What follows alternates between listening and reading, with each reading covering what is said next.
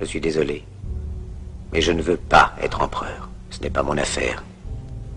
Je ne veux ni conquérir ni diriger personne. Je voudrais aider tout le monde dans la mesure du possible. Juifs, chrétiens, païens, blancs et noirs.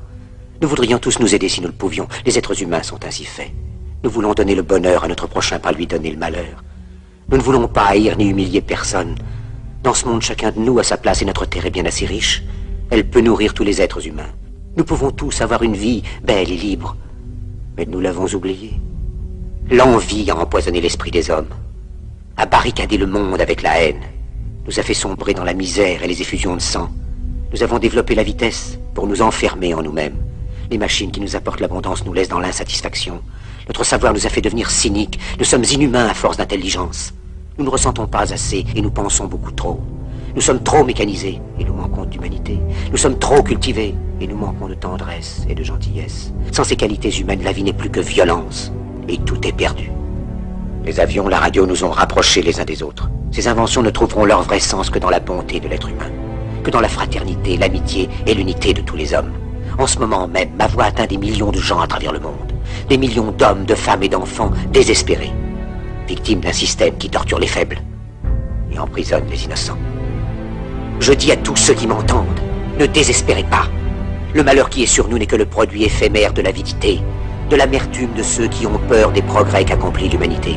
Mais la haine finira par disparaître, et les dictateurs mourront, et le pouvoir qu'ils avaient pris au peuple va retourner au peuple. Et tant que les hommes mourront, la liberté ne pourra pas périr. Soldats, ne vous donnez pas à ces brutes, à une minorité qui vous méprise et qui fait de vous des esclaves, en régiment toute votre vie, et qui vous dit ce qu'il faut faire et ce qu'il faut penser, qui vous dirige, vous manœuvre, se sert de vous comme chair à canon, et qui vous traite comme du bétail. Ne donnez pas votre vie à ces êtres inhumains, ces hommes-machines, avec une machine à la place de la tête et une machine dans le cœur. Vous n'êtes pas des machines, vous n'êtes pas des esclaves, vous êtes des hommes. Des hommes avec tout l'amour du monde dans le cœur. Vous n'avez pas de haine, sinon pour ce qui est inhumain, ce qui n'est pas fait d'amour. Soldats, ne vous battez pas pour l'esclavage, mais pour la liberté. Il est écrit dans l'évangile selon saint Luc, le royaume de Dieu est dans l'être humain, pas dans un seul humain, ni dans un groupe d'humains, mais dans tous les humains, en vous. Vous, le peuple, qui avez le pouvoir de créer les machines, le pouvoir de créer le bonheur. Vous, le peuple, en avez le pouvoir de rendre la vie belle et libre, le pouvoir de faire de cette vie une merveilleuse aventure. Alors, au nom même de la démocratie, utilisons ce pouvoir. Il faut tous nous unir. Il faut nous battre pour un monde nouveau, décent et humain, qui donnera à chacun l'occasion de travailler, qui apportera un avenir à la jeunesse et à la vieillesse la sécurité. C'est eux qui ont promis toutes ces choses. Pour que vous leur donniez le pouvoir, ils mentaient. Ils n'ont pas tenu leurs merveilleuses promesses. Jamais ils ne le font. Les dictateurs s'affranchissent en prenant le pouvoir, mais ils font un esclave du peuple.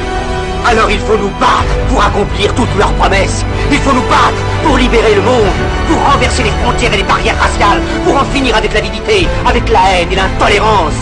Il faut nous battre pour construire un monde de raison, un monde où la science et le progrès mèneront tous les hommes vers le bonheur. Soldats, au nom de la démocratie, unissons-nous tous!